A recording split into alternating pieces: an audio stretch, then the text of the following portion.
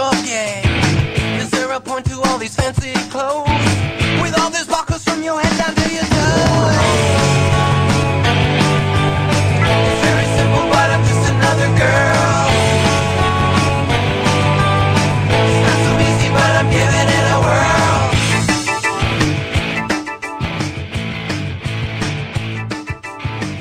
Is there something that you're trying to prove? With all the makeup and the way you move, are you looking for some sympathy? No, I'm trying to be the best girl I can be. It's very simple, but I'm just another girl. It's not so easy, but I'm giving it a whirl. Like my martinis dry, cosmos I won't deny. Smoke those long cigarettes. Thank God I'm not dead yet. Done all these crazy things, short of a wedding ring. Just love, love, love,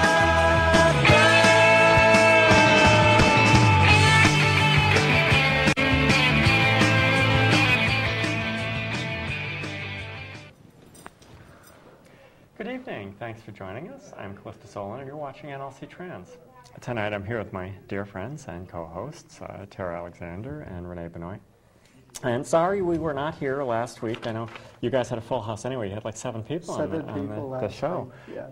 So it was probably just as well that we weren't here. But Tara and I were actually in San Francisco, or the Bay Area anyway, mostly San Mateo and Burlingame. For medical reasons, and so we were out there having a good time. And I was going to call. I so wanted to call in, and I am sorry that I didn't get to call in. I was actually in the doctor's office at the time. We were waiting for you. Yes. And it was like We meant to. We really did. But we were in the doctor's office. yeah. I almost said, you know, doctor, I'm sorry. I gotta hold on a second. I gotta make a phone call. But it just worked out that way, that the doctor was running late, and We were supposed to be out of the appointments by 8 o'clock Eastern, so we could have called between 8 and 9. Okay. But we didn't get out of there until after 9 p.m. Eastern. We were in the exam room and in the waiting room for hours. it was it wound up. It just didn't work out. Sorry. So I wanted to call in from California. But anyway, so we had a great time out there, and we're going to talk a little bit about. We had the opportunity to have an on-air interview with Dr. Marcy Bowers. I know. I thought of that afterwards. I thought, hey, Doc. Hey, this could be kind of cool. Here's the telephone. Talk to our the host of the show tonight. Yeah, I know. I sort of thought about that afterwards and thought, wow, we could have done that. But anyway, it sort of didn't work out. But we had a good time out there. And one of the things we're going to talk about, because Tara, you and I were kind of talking about this last night, and what a great place Connecticut really is. And San Francisco, you know, I love San Francisco. San Francisco is really cool, and it's a place that is very near and dear to my heart. But we were looking at they gave us I'm not sure where we got that. We got this gay map of San Francisco. When we made it into San Francisco on the last day of the trip, we stopped at one of the San Francisco information centers. These little buildings that are around the city, where you can buy passes for all the rail. All the public transportation, the buses and stuff. You can also sign up for tours and trips, and they just have rack after rack of hotels here, restaurants here, bars here, maps of the city here, and we grabbed several of these, we should say, but one of them is the San Francisco official gay and lesbian map and guide. How cool. Yeah, but you know, it was disappointing. Some of the stuff in there is disappointing. It's sort of, I don't know. It just it's like they don't get it. It's definitely a very different place from the rest of the country. If this is what they're marketing to LGBT people across the country, come to San Francisco because we have. They're definitely living in their own little world. What we were talking about yesterday is a lot of it is highly sexualized. Yeah. Like the gay community is all about going on vacation to San Francisco and partying. And I know for a lot of people having a good time is certainly part of it, but I'm trying to find a particular section here without pulling it all apart. Out in San Francisco, where they list the different the various different GLBT attractions, and they have various different little markers in this legend to let you know what kind of place it is, and you know whether it's a dancing place, they have live entertainment, whether they offer drag shows, whether it's primarily men only, primarily women only, whether they offer leather and fetish, whether it's mostly gay men, whether they're transgender friendly, or whether it's a private sex club. Mm. And they certainly seem to think that that transsexual, transgender means drag queen, which kind of bothers me. That's the kind of definition that they impose. It's the categories that are available for out in San Francisco: bars, men's clubs, nightclubs, and erotica. These are the things you're going to San Francisco for. And there's 3 places that are TG friendly out of the 42 in the list. And those places, one is men and dancing and transgender friendly. One is primarily men dancing drag shows and transgender friendly. And the other one was gay men and lesbians dancing and transgender friendly. Yeah, it's just... I mean, I love San Francisco. If you're a straight trans person, you have nowhere to go. At least Right. according to Right. the official gay and lesbian guidebook. Official. Yeah. Now, I love San Francisco, and I go to San Francisco. I want to go to the same places everybody else goes to. I don't care about this map. Yeah. And we did. and we had a lovely time at all the places that regular people go to. Uh-huh. Yeah, it's just, I don't know, I found it just a little bit disturbing. But Yeah, we didn't run into any problems that I'm aware of No. the entire trip. Just, lovely hotel, great restaurants, all the attractions that we went to see. Even when you get off the beaten path and you go into the Irving Street Pizzeria. yes, I know, you were in your glory. We went into this little... To watch a soccer match between Real Madrid and Barcelona. We went into in this... the final round with the pizzeria full of these Asian kids. Yeah, we went into on the west side of San Francisco. We went into this little... It was kind of a dumpy little pizza place, but the pizza was pretty good considering it wasn't New Haven or... Yeah, it wasn't New York style. But we went into, it was kind of a dingy little place, but it was kind of neat, and there was they were a bunch of kids in there watching soccer. And all the tables had been pushed to face one direction, so they could watch the big screen TV hanging from. It was like, this is where the community hangs out to watch soccer. Yeah. But it was. You have to realize that T.a.L.L. is a big soccer fan and used to referee soccer. So you were sort of in your glory. I never knew was that. a soccer ref for 3 years. Yeah. FIFA certified. So I couldn't run the field today. So yeah, it was kind of. I know you enjoyed that thoroughly. I did. But it was. That's awesome. It was kind of neat. I mean, that kind of thing. It's sort of a. Yeah, and we walked around Burlingame, the Broadway shopping district, which was beautiful. And it was great. It was great to just be out and Yeah.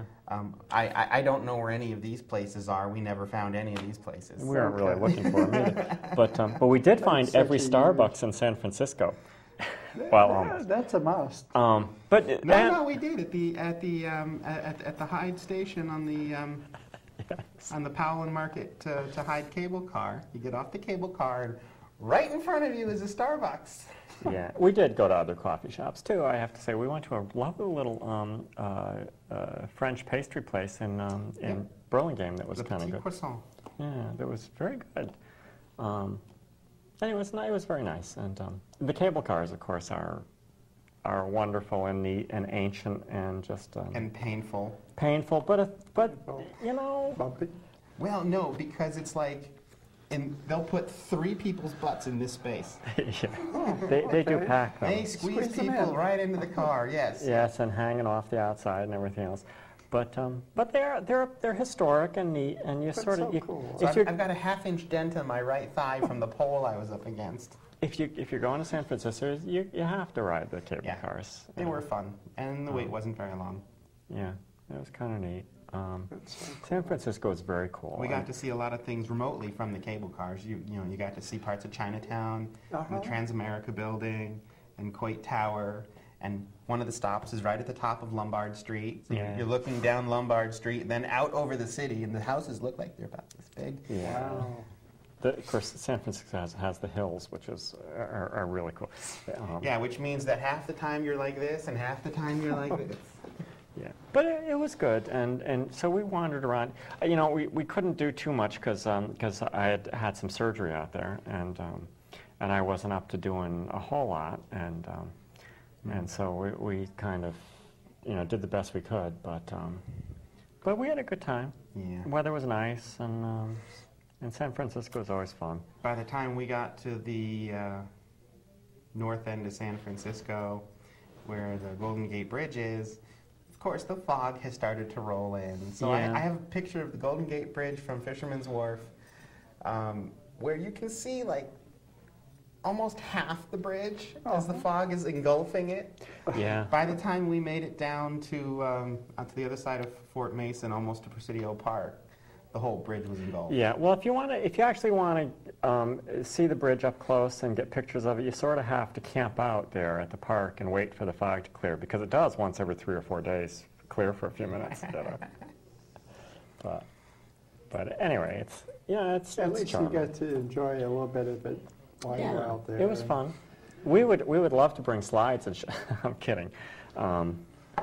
We actually did Tara took a few I pictures. took a few pictures. We have a few pictures online, although half of them are of the hotel. We had a wonderful stay at the hotel. Yeah, the hotel was nice. It was a good time anyway. So we were out there, and I apologize for not calling. We wanted to call, the timing just didn't work. And I should have interrupted the doctor and said, hey, but I just. Can I bother you for just a moment? But it was good. It was fun, and we're back now anyway. So I just wanted to talk a little bit about the sort of that which was kind of struck me as a little odd, and I think that I guess I feel a little bit like we're sort of more mainstream here. Well, I was thinking about this after we talked too, and part of this may be this is the official gay and lesbian mapping guide, and part of our feeling of not fitting in with all this may be part of the challenges that we face educating people within our community, educating the L and the G about the T and the I and the Q and the Right. Yeah. I don't really identify with the community that they're advertising to in here, and Yeah, I it's don't quite either. possible that the community that they're advertising to in here doesn't really get us either. Yeah. Yeah, I suspect that's probably true. There's a bunch of things that they talk about in here, places that you can go where they're T inclusive. The Queer Cultural Center, the San Francisco Lesbian, Gay, Bisexual, Transgender Community Center, Pink Triangle Park, the Museum of Gay, Lesbian, Bisexual, and Transgender History. So, I mean, there are definitely the things out there, the Harvey Milk Plaza, the Castro Theater, and I'm sure those institutions probably get it better. Yeah. But, I guess what it boils down to is, a lot of people have pointed out that the T doesn't necessarily fit with the GLB, and I think we're seeing some of that. Yeah. I mean, we're from a civil rights standpoint, we're fighting for the same inclusion, Right. but I may not in all cases have the same Sure. Right from trajectory. right from the get-go, the T is the only one in the group that's not a sexual orientation, Yeah, which I found really interesting with my employee resource group, right. where there's an employee resource group at the company that I work at. It's called Gays and Lesbians and Everyone Else. GLEE, G-L-E-E. Gays, lesbians, and everyone else. And when you go join the group, they have a little survey you can take to identify yourself. Are you gay? Are you lesbian? Are you bisexual? Are you transgender? Pick one. Right. Pick one. Pick one, yeah. I'm two. Yeah. Okay. Yeah. And it's like, okay, I can tell I have some educating to do within my own community. Yeah. Yeah. But anyway, so it was good. Anyway, we had a good time. The hotel was very nice. The food was good. And it was good. It was a long airplane ride. Yeah, we came back on a red eye. The airplane ride was actually shorter than expected. It was only 4.5 hours. We just waited 9 hours for it. Yeah, that's true. But they do have good mass transportation in San Francisco, which is something I wish we had more of here.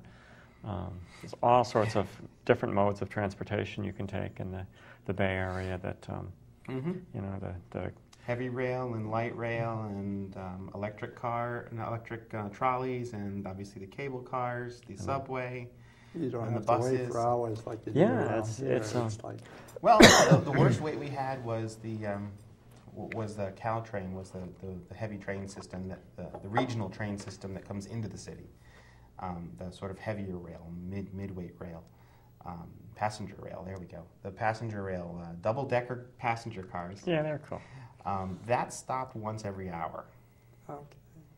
But the closer you got to the city, the Bay Area rapid transit, the subway, I think that came by every 20 minutes 20 or something. minutes, The buses come by every 10. So it's, you know, the further into the city you get, the more frequently it comes Right. through. But Yeah. the worst case was it was an hour between trains at the hotel. Oh, wow. Yeah. That's not bad. It's nice. That's I very like good. mass transportation, and it's something that I wish we had more of in Connecticut. I was telling one of my coworkers or I was telling you too, I think, but that because I have a coworker that moved from California to Connecticut a few years ago. Yeah. So I wasn't talking to him, but mutual friend, and I was commenting on how I'd really like to make fun of the fact that they had it took 4 different types of mass transit to get into the city from where we were staying, and they were different. You had to buy a different ticket for each one of them.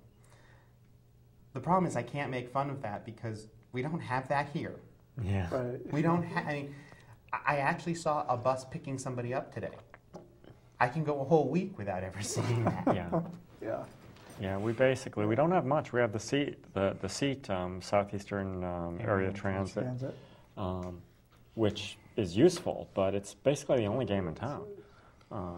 I don't know much of anything else. I mean, you have the trains. You have Shoreline East, which is limited run and highly subsidized, and then you have Metro North to get into the city. Go up to Waterbury occasionally. And it is very limited. Yeah. So it's kind of a shame. I wish we had better. You pretty much have to live in New Haven to see any kind of significant mass transit. Yeah. Either that or further up north, by end. Just kidding. Yeah. So anyway, it was good. But the other thing we wanted to talk about, and I know you wanted to talk about, was religious intolerance. And I would like to extend the invitation. I know that there are, you know, and honestly, there are, for the most part, I can't say that I've seen a lot of this. I think that in general, we are, you know, it's not as bad as it once was or could be. Mm-hmm.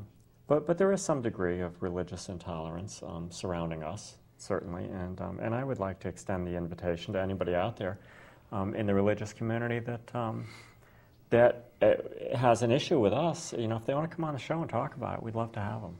Seriously, and I mean, you know, and we'll talk about it. I would strongly urge folks to fight not fight, but consider, instead of turning a blind eye towards us, instead of turning off TV, to actually engage us. Because one of the things I've always found hilarious, and you talked briefly about an experience you had with a pastor at your church Oh, right. a while back, telling you that, if that was at the very beginning. the very of my beginning, if you're transition. going to do this, we don't want you here.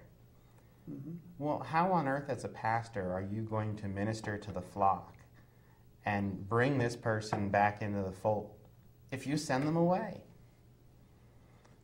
You know, Right. if you keep turning it off and covering your ears and sticking your head in the sand, you're not doing God's work according to your rules, at least. Yeah. But yeah, it's and certainly we've all seen it. It's sort of, there are a lot of people out there that have this notion, and I know it's tough. The majority of the people are more than great. I mean, it's more accepting now than it ever was back in the 70s or 80s, and it has gotten better, but it still needs some improvement. Well, and a lot of it has to do, I really think, with you yourself being an out individual, living your life, not being ashamed of who you are, you know, of going about your daily activities, you know, in your home, in your community, and you know, people get to know you. Your neighbors talk to you. You know, they get to realize that the stereotypes and the fears they have are unfounded. And you're a real person. I'd like to make a point too, since I've come out, everyone, I've gotten a lot more friends than I ever had before. Yeah. It's people don't understand how different it is now than it was before, and there are so many people out there that have told me this, you know, how happy it made me. They saw it in me, and it's just completely different. Yeah. Yeah. I wouldn't change anything that I am now to go back to where I was before. Yeah. It would be taking a step backwards. Right. Yeah. Absolutely. Yeah, you know, and we see this all the time, and it's certainly, you like to talk about living the genuine life. And living an authentic life. The authentic life, and it's absolutely true, you know, hiding. Which I think I stole from Penny, but... Yeah, Penny's a sweet, Penny is a PennyLarson.com. drummer friend of ours who's a sweetheart. Piggy Penelope. Yeah, Penny's great. But anyway, you know, sort of, we spend major parts of our lives hiding, and you know, in that shell, and in the wrong. Just imagine how much more you can accomplish when you take all that energy that you use to bottle up your emotions, to hide your activities, to you know, it takes an enormous amount of energy to take your life and make it go nowhere. Yeah, absolutely. And when you get an opportunity, and this isn't just being trans, this is anything. When you get an opportunity to live genuinely, to live an authentic life, to be honest with yourself and the people around you about who you are and what you want out of life, you stop wasting that energy hiding. Yeah. And you start putting it into other endeavors. And when that weight comes off your shoulders, people see it. Yes. People see the spring in your step, the glow in your smile. You're a lot more approachable. People gravitate towards you. It's hilarious to say, but it's true. Yeah. Before I used to bite people's heads off, and you know, they turned and said hello to me. Oh, was that supposed to go away when it... No, it has changed drastically. Yeah. So it's not surprising. It's not surprising and I've seen that pretty much across the board with everybody, and certainly I know for myself, it's like, yeah, I blossomed after transition, and yeah, people like me now. I wasn't likable before. I was miserable. People don't like miserable people, and so it's not surprising. And I would just like to, you know, invite everybody to get to know us. So. I know that sounds corny, but... It does, but I mean, we've seen in our own experience that, I mean, in our own experience, and statistics bear it out, that people in surveys answering questions about whether or not gay or lesbian or transgender people, whatever the survey is about, ought to have protections under the law, ought to be able to adopt kids, whatever the survey is about. When people know someone who falls into that category, they are increasingly likely to support the fair and equitable stances and not the restrictive stances. And, you know, all along it's just been, come meet us, talk to us, get to know us. Yeah. You know, and likewise, I'm interested to get to know why your faith is so strong with you, where your conviction comes from. You know, I find conviction and character to be wonderful human traits. I like to figure out why, you know, what makes you you. Yeah. And I'm happy to talk about what makes me me. Yeah. But yeah. Anyway, so we do see some like I say, it's not nearly what it once was, but Yeah. But the vast majority of people are great. We do see some small degree of religious intolerance. That sort of notion that we're somehow going against God by transitioning, and which is of course ridiculous. But that whole idea that if we transition, it means that God made a mistake. I don't think that's true at all. No. I'm pretty happy with what I am, and I'm pretty happy with the whole process. And my transition really made me the person that I am, and I wouldn't trade that. So the notion that by transitioning I'm accusing God of making a mistake, I think that's nonsense. No, it is. There are plenty of stories in the Bible where it's very clear that God may have a plan for you, and there may be a lot of really hard challenges between where you are now and where you should be. Just because the path to get there is difficult and challenging doesn't mean it's the wrong path. Right. So, yeah, the fact that it's very challenging to transition, that it takes a good support structure and a lot of soul searching, which is something, just because it's hard doesn't mean it's wrong. You know, God made me this way. God made me trans. God gave me, if you're going to go down that road, God gave me this challenge to overcome. And frankly, for those folks that are out there, your intolerance is part of the challenge God put before me. Yeah, that's true. And certainly, yeah, I like to think that God gave me the strength to be able to overcome this. And I would like to think that God would be proud of me for what I've accomplished. I'm not done yet. You've said it before, and I'm going to steal it right now. But Okay.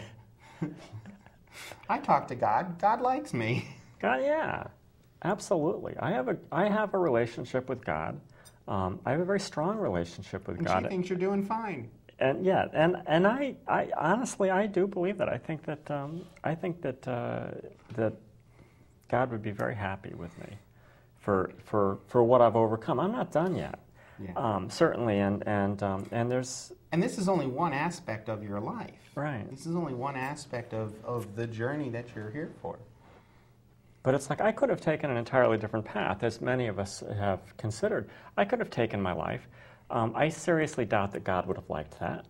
But I chose That's what it comes to a point as if you don't succeed in your transitioning. And yeah.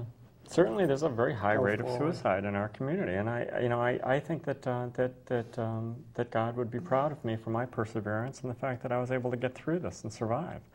And I think that God would be proud of all of us, honestly. Well, and to be fair, a lot of this comes from a lot of the reaction that we have here tonight. Even comes from the reaction that the reaction that the orthodoxy has to us. Yeah. Because there are certainly a lot of religions out there. Yes, and an awful lot of them that are very welcoming. That are very welcoming for us and very open and affirming. So I do need to take a moment while we're ranting about it to point out that it's typically the orthodoxy folk, but not exclusively. Yeah. You know, and as has been recently pointed out to me, in various different faiths, you know, it's about living about understanding the message that God sent to us and living our lives according to it, or having that personal relationship with Jesus Christ, having that personal relationship with God, and living up to the expectations. You know, across the board, there's nothing incompatible with living that good life. Right. Living by those examples, hearing the good word, you know, and being authentic to ourselves. In fact, they're quite compatible. Yeah, yeah, absolutely. But certainly there are a lot of a great number, and we've had plenty on our show. In fact, religious people out there that have been very good to us and very, very welcoming. And in fact, we should point out too. I know I'm interrupting you. I'm sorry. That just because I thought of it, I can't remember his name. But the Connecticut Association for the Full Equality. They used to be for marriage equality. Now they're for full equality. Right. Reverend Josh Pollock was the guy I was thinking of. I can't remember the organization, but it's like 113 priests, pastors, reverends, religious folk from around the state that have joined this organization to support full equality for all Connecticut citizens, including gender identity and expression in Connecticut's anti-discrimination laws. Yeah. They're here to support us. He spoke at the Transgender Day of Remembrance last year quite powerfully. Yes, he did, as well as testifying before before the Judiciary Committee. Very, very good organization. Very, very nice man. I just wish I could remember their name. Yeah. Sorry. But yeah, it is. It warms my heart. It really does. Certainly, we have had very good experiences. I'm speaking for myself, and I believe for you two as well. We've had very good experiences, and I keep forgetting to do this, but I so want to invite Carolyn Paterno on the show. Carolyn, if you're watching, why don't you come on our show? I got to call her. Try to get her on the show. She's got the Unitarian Church here in town. All Souls. All Souls, and they are a very nice group. And I said, well, I want to get her on the show. She's so nice. But we have had there are certainly factions out there that don't like us very much. But for the most part, we've had very good experiences. But yeah, so anyway, we talk about religious intolerance. It really isn't. It's not widespread. The concern is that it's extremely personal. Yeah. When we run into, it's infrequent, but when we run into it, it's extremely personalized. Yeah. You are violating God's will. You're going to hell. It's not. Oh, you people. It's you're a bad person.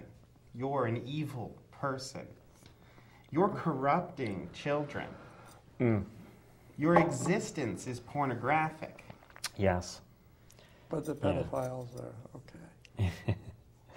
Yeah, there's some. It's extremely personal, and in a lot of ways, that's a lot harder to deal with than the sort of generic shuffling you under the rug stuff. Yeah. But anyway, God forbid somebody should actually grab you and haul you aside. Yeah. Certainly. Anyway, so anybody out there, in the religious community that would like to come on and talk, we'd be happy to have you. I'll behave. And yes. Yeah, and yes, I chased away the Jehovah's Witnesses. Yeah. They used to come and talk to you on a regular basis. They came to talk to me on a regular basis every couple Sundays, or Saturdays, I forget. And they've stopped coming because they came. Before you moved in with me, and I was having nice little chats with them about religion and religious beliefs and their book and the problems I had with it and where we go when we die and all those fun things. And it was entertaining, and I was building a relationship with them to invite them into my home, so I could film one of our conversations and use it and talk about it. I'm sorry. And one day when I wasn't there, and they came to the door, and you answered the door. I was nice to them, and And what did you ask them? I asked them if I would be welcome in their church. Well, no, that's I not told quite. them. I told them I was. You told them you were a transsexual, and would you be welcome in their church? And they never came back. Jeez, I don't know. But it's a valid question. It is, And obviously, well, we know their answer. They said that you would be, but they never came back. Yeah, They said they kind of skirted the issue, though. There was never a real invitation there, you know. It was sort of, yeah. It's too bad. I'm sorry. I'm sorry I chased them away. I was trying to build up a little more before dropping the bomb on them, but I just couldn't help it. I had to do it. I know. I'm sorry. But anyway, Well, you were just getting ahead of it because we had a plan to go around and visit the churches in the area and ask. yeah. Actually, it was Father Russ who recommended that. We go Yeah. around and ask, say, are you an inclusive church? Yeah. And they will invariably say yes. And you'll say, I'm a transsexual and a bisexual. Will you let me come to church here? And they'll invariably say, well, maybe. Yeah. Are you welcoming and affirming? Oh, of course. How about to gays and lesbians? Well, maybe. Yeah. Yeah. Anyway. And just keep the clipboard list. Sorry. Lots of pollen. All the trees are blooming. All that San tree sex Francisco. out there. This time of year is rough. Yeah. California was green and lush and in bloom. Yeah. The problem is with Little hornets flying around the flowers. the problem is though that a place like California or San Francisco, you know, the stuff stays in bloom all year round. So you don't have this big, you know, here we have like the maple trees, the millions of acres of maple trees all bloom on the same day. And then I'm like, oh my God. But anyway, I'm sorry. It's okay. It'll pass in a few days when they stop having tree sex. This too shall pass. Yes. But anyway, I'm sorry. I digress. You dye your dress? Yes, something like that. Anyway, so yeah, we certainly would welcome anybody that wants to come on the show. We have some upcoming events. I think we wanted to talk about. We have the. Do you have them? I have the. I think that's the. Working for freedom and empowerment of gender. Oh yes, the Transgender Lives Conference on April 30th. That's right. Yes. That's what I was asking you to get some info on. Mm. Register now for the 2011 Transgender Lives, the Intersection of Health and Law Conference. Don't miss the keynote speaker, Hawk Riverstone, MS, LMHC, a psychotherapist, consultant, educator, keynote speaker, and writer in private practice in the Albany, New York area, and is himself an out and open, proud transsexual man. Now, you went to it last year, right? Yes, I did. Do you want to talk about how the conference is organized and what your experience was last year? Well, my experience the last year was extremely, well, I had a kind of a set goal to recruit as for the well show. as going to the conference. It was very, very good. They had different workshops in various rooms.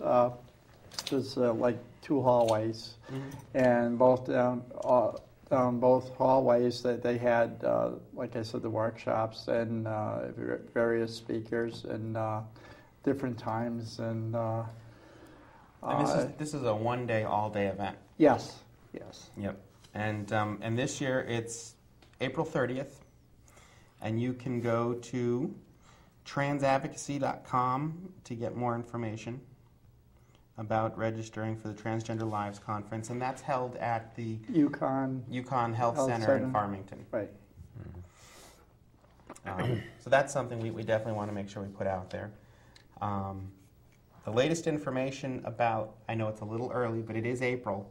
The latest information about Connecticut Pride is that it will not be in June this year, like it has been in previous years. It's been moved to September, to I think September 17th, which will put it as one of the first weekends in the school year. The goal was moving it was to try to get more schools involved and to work on an anti-bullying theme for Connecticut Pride. Well, that's kind of good this year. At least I won't suffocate in the vehicle. It was, yes. Well, Renee got trapped by the child locks in the back of my car.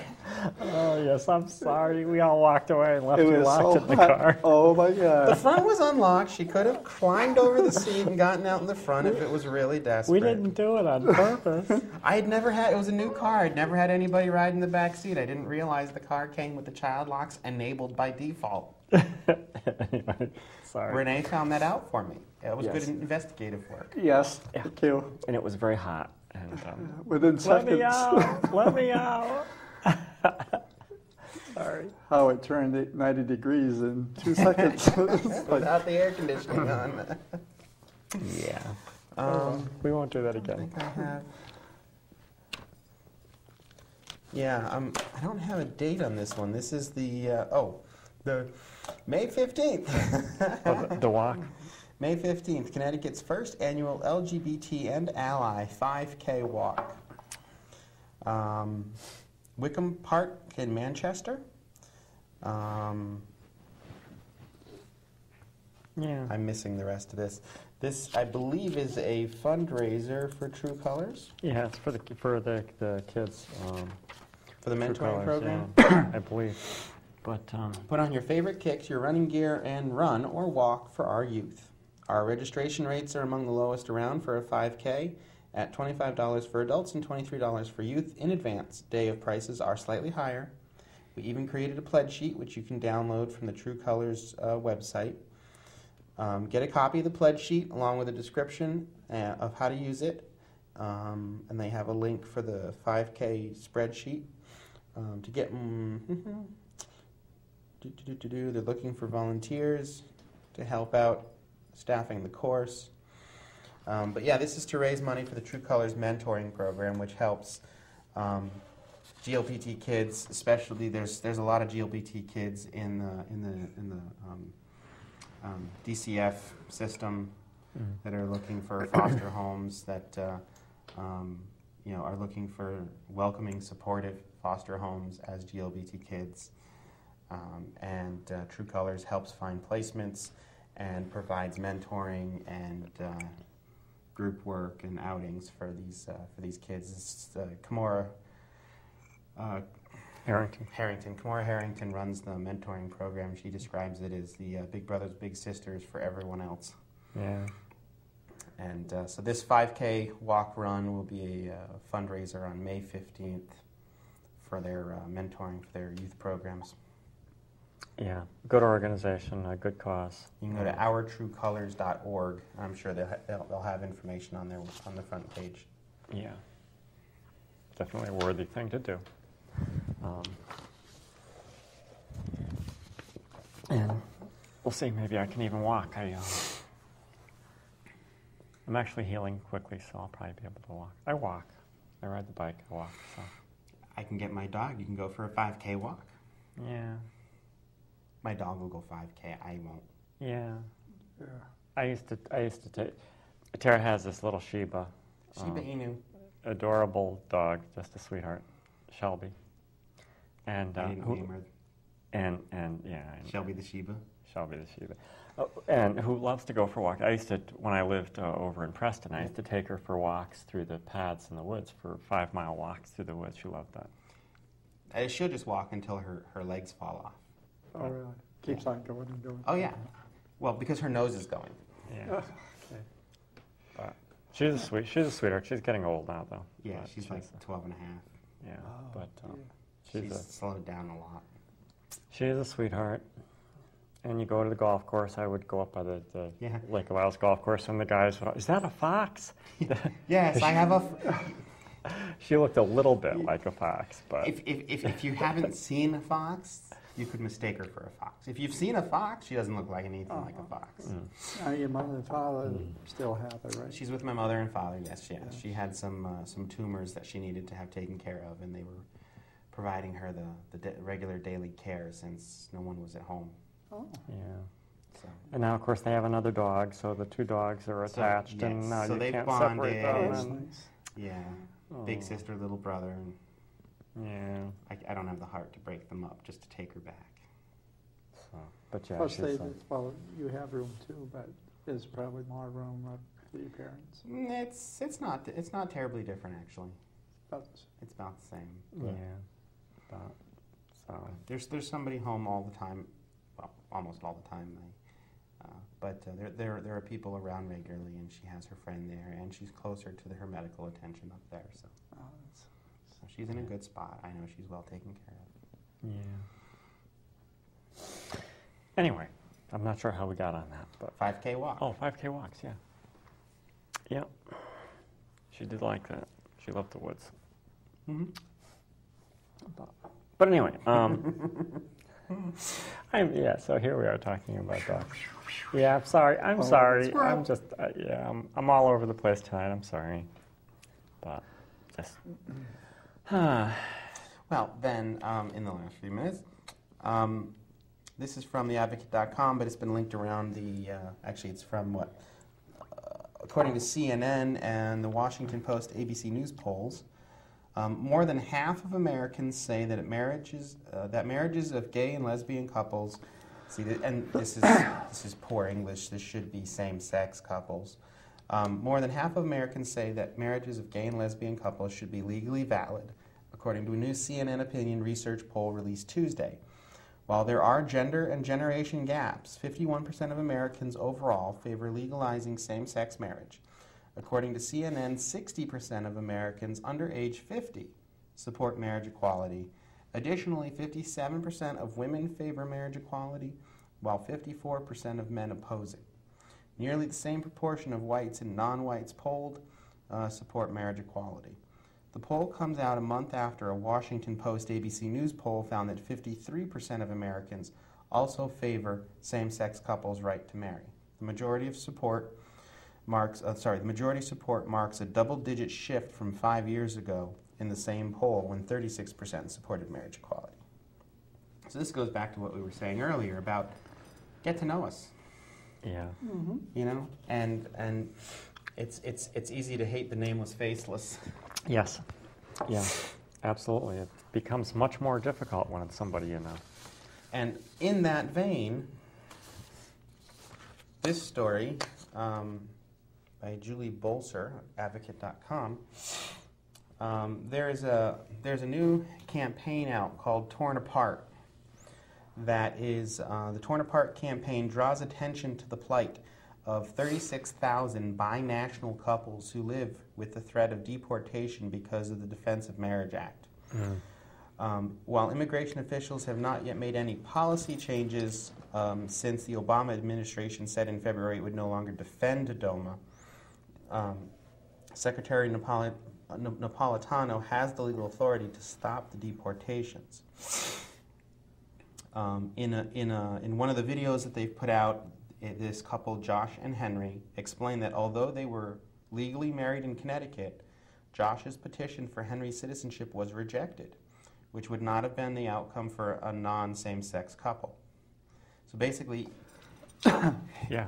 if you get married to somebody from another country, this is the movie Green Card. Sure. If you get married to somebody from another country, you can then petition for their citizenship, and Right. because of your marital status, you know, barring any potential fraud, Right. they get to become citizens. Except DOMA, Section 3 of DOMA, prevents the federal government from recognizing that marriage, that legal marriage, for the purpose of any federal benefits, including citizenship. So even though they were legally married, because they're a same-sex couple, the federal government used to have to deny the citizenship request, thanks to Section 3 of DOMA.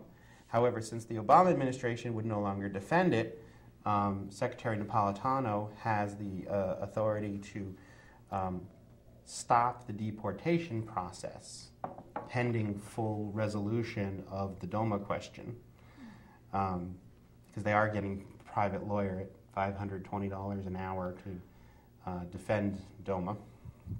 The legislature is. So the Torn Apart campaign is trying to raise awareness that if they can bring enough pressure to bear on the Secretary Napolitano and I believe that's the Department of Homeland Security, she could suspend deportations until the question of Section 3 of DOMA is entirely resolved. Yeah. It doesn't mean that the citizenship would necessarily be approved. Right. But, when you apply for that kind of citizenship, you're also telling the government, hey, there's someone here that... Yeah. Yes. Yeah. So that's a...